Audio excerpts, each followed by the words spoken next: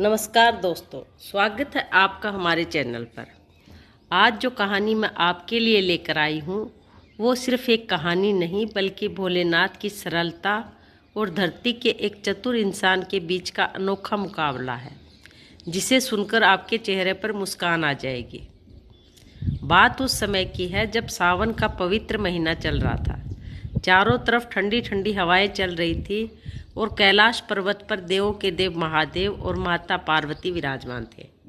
माता पार्वती ने मुस्कुराते हुए महादेव की तरफ देखा और बोली, प्रभु आप तो ठहरे भोलेनाथ, कोई भी आपको एक लोटा जल चढ़ाता है आप प्रसन्न हो जाते हैं। लेकिन क्या आप जानते हैं कि आज के समय में मृत्युलोक यानी धरती के इंसान कितने चतुर, चालाक और होशियार हो चुके हैं। वे अपनी बातों से किसी को भी भ्रम में डाल सकते हैं। महादेव ने मंद मंद मुस्कुराते हुए अपनी जटाओं को सहलाया और बोले, पार्वती, धरती पर मेरे भोले भाले भक्त रहते हैं।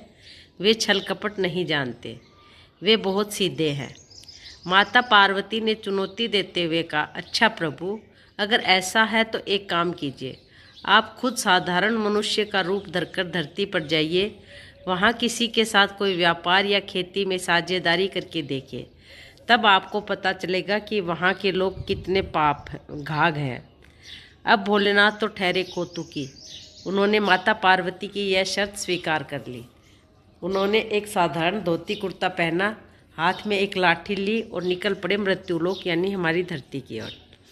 घूमते घूमते महादेव एक बहुत ही सुंदर और हरे भरे गांव में पहुँचे। उस गांव में एक माली रहता था जिसका नाम था सुखराम। सुखराम जितना मेहनती था, दिमाग का उतना ही तेज था।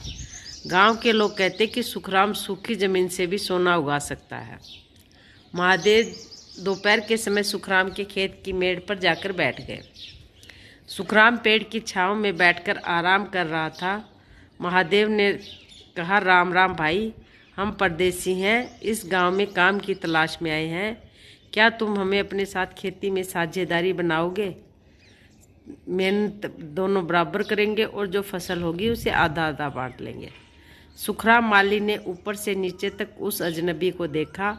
उसने सोचा, बंदा सीधा साधा लगता है, परदेसी है, काम आ जाएगा। माली बोला, देखो भाई, साझेदारी तो हो जाएगी लेकिन बाद में कोई लड़ाई झगड़ा ना हो, इसलिए बंटवारे का नियम पहले ही तय कर लेते हैं। तुम बाहर से आए हो, मेहमान हो, इसलिए पहला हक तुम्हारा। बताओ, फसल पकने पर तुम्हें ज़मीन के ऊपर का हिस्सा चाहिए या ज़मीन के नीचे का हिस्सा? महादेव ने अपनी सरलता में सोचा कि आसमान की तरफ बढ़ने वाली चीज़ें ही असली होती हैं, फल तो ऊपर ही लगते हैं। उन्होंने कहा, भाई मुझे तो तुम ज़मीन के ऊपर का हिस्सा दे देना, नीचे का तुम रख लेना। माली के चेहरे पर एक कुटिल मुस्कान आई। उसने कहा, पक्का, बाद में बदलोगे तो नहीं? महादेव ने कहा कि हम एक बार जो कह देते हैं उससे मुकरते नहीं। समझौता हो गया। अब बारी थी बुआई की। महादेव दिन रात खेत में पानी लगाते, पत्थर हटाते, कड़ी मेहनत करते, लेकिन माली बड़ा शातिर था। उसने उस बार खेत में आलू और मूंगफली बो दी। महीने बीते, फसल पककर तैयार हो गई। खेत के ऊपर हरी भरी पत्तियां और घास फूस लहला रही थी। माली ने महादेव को बुलाया और कहा कि साझेदार साहब, अपनी शर्त के मुताबिक खेत के ऊपर के हिस्से का सारा हिस्सा काट लो और घर ले जाओ, नीचे का हिस्सा मेरा है। महादेव खुश होकर सारा घास फूस समेट कर ले आए, लेकिन जब माली ने ज़मीन की खुदाई शुरू की तो भीतर से टनों के भाव में लाल लाल गोल आलू, सौंधी खुशबू वाली मूंगफलियाँ निकली। माली की तो चांदी हो गई जब महादेव ने देखा कि उनके हिस्से में सिर्फ सूखा घास आया है। सिर्फ गाय भैंस भी सूंघकर छोड़ देती हैं और माली का घर धन से भर गया। तो वे मुस्कुराए और बोले, चलो अगली बार देखते हैं। अगला सीजन आया। दोनों फिर से उसी मेड़ के नीचे बैठे। महादेव ने इस बार थोड़ा दिमाग लगाया। उन्होंने सोचा कि पिछली बार नीचे की चीज़ कीमती थी तो इस बार पासा पलट देता हूँ। महादेव ने कहा, देखो भाई, पिछली बार तुमने मुझे ऊपर का सूखा हिस्सा दे दिया था, इस बार मैं बेवकूफ़ नहीं बनूंगा। इस बार मुझे ज़मीन के नीचे का हिस्सा चाहिए, ऊपर का सब तुम रख लेना। माली ने हाथ जोड़कर कहा, परदेसी भाई, जैसी आपकी मर्जी।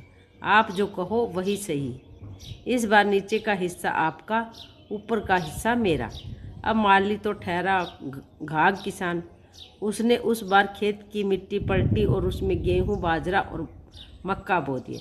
महादेव रोज सुबह उठकर पौधों को निहारते। पौधे बड़े हुए, उनमें हरी भरी बालियां आई और देखते ही देखते पूरा खेत सोने की तरह चमकने लगा। महादेव बड़े खुश थे कि इस बार जमीन के नीचे बहुत बड़ा खजाना मिलने वाला है। कटाई का दिन आया। माली ने कहा, शर्त के मुताबिक ऊपर का हिस्सा मेरा है। उसने हंसते गाते हुए गेहूं और बाजरे की सुनहरी बालियां काटी और मक्के के भुट्टे तोड़ लिए और अपना सारा कोठार भर लिए। फिर उसने महादेव से कहा, साझेदार जी, अब जमीन के नीचे जो बचा है वो सब आपका है, आराम से खोद लीजिए। महादेव ने जब जमीन खोदी तो नीचे क्या था? सिर्फ सूखी मटमैली जड़ें और कचरा। गेहूं और बाजरे की जड़ों का भला क्या मोल। महादेव एक बार फिर खाली हाथ रह गए। वे अपनी जटा सहलाते हुए सोचने लगे, यह माली तो बड़ा चमत्कारी इंसान है, हर बार बाजी मार लेता है। कैलाश पर बैठी माता पार्वती अंतरिक्ष से यह सब देख रही थी और अपनी हंसी नहीं रोक पा रही थी। उधर धरती पर महादेव ने भी ठान लिया कि इस बार माली को छोड़ना नहीं है। ऐसा जाल बिछाऊंगा कि माली फंस ही जाएगा। तीसरी बार जब फसल का समय आया तो महादेव ने माली से कहा, सुनो भाई सुखराम, ना तो मैं ऊपर का हिस्सा लूँगा और ना ही मैं नीचे का हिस्सा लूँगा। इस बार मैं बीच का हिस्सा लूँगा। ऊपर का और नीचे का दोनों तुम रख लेना। अब बताओ। माली ने मन ही मन सोचा, ओहो, साझेदार तो अब बहुत पक्का खिलाड़ी हो गया, सीधे बीच का हिस्सा मांग रहा है। पर माली भी हार मानने वालों में से नहीं था। उसने तपाक से कहा, तथास्तु, जैसे आपने कहा, ऊपर का भी मेरा, नीचे का भी मेरा और बीच का आपका। इस बार माली ने दिमाग दौड़ाया और पूरे खेत में गन्ना और मक्का लगा दिए। दिन बीतते रात बीती, गन्ने के पौधे 10-10 फीट ऊंचे हो गए। गन्नों में मीठा रस भर गया। जब फसल कटने का समय आया तो माली अपनी कुल्हाड़ी लेकर खेत पर पहुंचा। उसने महादेव को बुलाया और कहा, साझेदार साहब, नियम के अनुसार फैसला करते हैं। गन्ने के सबसे नीचे की जड़ें मेरी हैं क्योंकि वो ज़मीन के नीचे हैं। गन्ने के ऊपर की जो नुकीली हरी पत्तियां हैं वो भी मेरी हैं क्योंकि वो सबसे ऊपर है। और ये जो बीच का हिस्सा है यह आपका है। अब आप सोच रहे होंगे, इस बार तो महादेव जीत गए क्योंकि बीच में तो मीठा गन्ना और मक्का होता है। लेकिन रुकिए, माली ने यहाँ भी अपनी चालाकी दिखा दी। उसने मक्के और गन्ने को इस तरह काटा, ऐसी दलील दी कि मक्के के भुट्टे और गन्ने के असरदार हिस्से की परिभाषा में महादेव को उलझा दिया। उसने नीचे की जड़ें और ऊपर का कचरा तो महादेव को थमा दिया और बीच का असली माल यानी मीठा गन्ना और मक्का खुद रख लिया। 3 बार लगातार मात खाने के बाद त्रिलोक के स्वामी सर्वज्ञाता भोलेनाथ ने हंसते हुए अपने कान पकड़ लिए। वे समझ गए कि इस माली से पार पाना नामुमकिन है। महादेव तुरंत अपने असली दिव्य रूप में आ गए। चारों तरफ एक दिव्य प्रकाश फैल गया। माली यह देखकर थर थर काँपने लगा और उनके चरणों में गिर गया। महादेव ने मुस्कुराते हुए माली को उठाया और कहा, माली होता है बड़ा जाली। महादेव समझ गए कि धरती लोक के मनुष्यों से चतुराई में जीतना असंभव है। वे सीधे साधे जरूर दिखते हैं, लेकिन जब बात अपने फायदे की आती है तो वे किसी को भी चक्कर में डाल सकते हैं। महादेव अंतर्ध्यान होकर वापस कैलाश पर्वत पर पहुंच गए। माता पार्वती उन्हें देखकर खिलखिलाकर हंसने लगी और बोली, क्यों प्रभु, मिल गया साझेदारी का फल? देख ली मृत्यु लोक के लोगों की होशियारी। महादेव ने हंसते हुए कहा, पार्वती, तुम्हारी बात बिल्कुल सच थी। धरती के लोग बहुत शातिर और बुद्धिमान हैं, लेकिन मुझे इस बात की खुशी है कि मेरे बनाए इंसान इतने समझदार हैं कि किसी भी परिस्थिति में अपना रास्ता निकाल ही लेते हैं। भोलेनाथ तो भाव के भूखे हैं। वे माली की इस चतुराई पर भी प्रसन्न होकर उसे सुख समृद्धि का आशीर्वाद दे गए। तो दोस्तों, कैसी लगी आपको भोलेनाथ और चतुर माली की यह कहानी? कमेंट करके ज़रूर बताइएगा। अगर कहानी पसंद आई हो तो वीडियो को लाइक करें, दोस्तों के साथ शेयर करें और हमारे चैनल को सब्सक्राइब करना बिल्कुल ना भूलें। बोले हर हर महादेव।